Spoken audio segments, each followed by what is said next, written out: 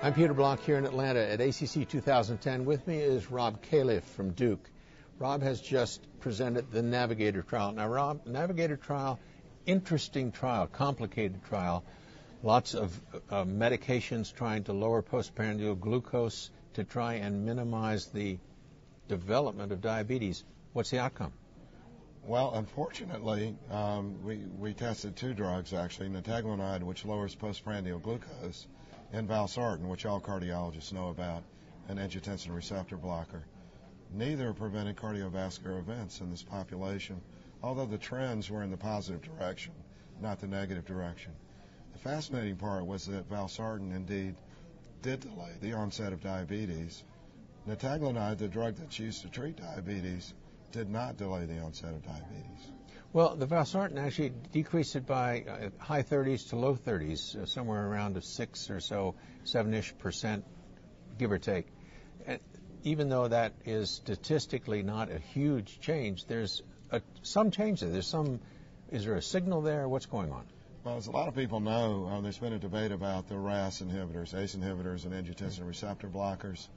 A lot of trials have shown a reduction in the onset of diabetes, but it was not a primary endpoint. The DREAM trial that Salim Yusuf and colleagues did with ramipril found a 9% reduction on a relative scale, not statistically significant. We found a 14% reduction, highly statistically significant.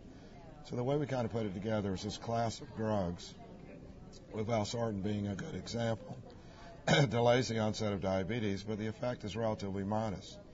Now the question is, in an era where these drugs are generic, and you have hundreds of millions of people affected, would you think about maybe putting this in a poly pill? It's a much bigger problem in India and China right now, even than in the U.S., for example. Well, what you're saying is that a small difference over a longer period of time is going to make a huge population difference, isn't it? It potentially could. Yeah. And we have a real problem now in designing clinical trials in that we randomize. In cardiology, we tend to do a lot of acute trials. It's pretty easy. You randomize, things happen, you count them up. In a long-term trial, you randomize, and then people get treated in practice, as they should. You no longer have a purely randomized comparison. So, for example, in this trial, the placebo group, relative to Valsartan, got treated with a lot more blood pressure-lowering drugs. And that can have an impact on all the other outcomes. Well, let me ask you a really strange question. Suppose you were slightly hypertensive, but not terribly. We've just learned that, in fact, lowering your blood pressure too much may be bad for you. Would you take Valsartan to try to keep from getting diabetes? Well, let me give you a glimpse of what I think the future is going to be.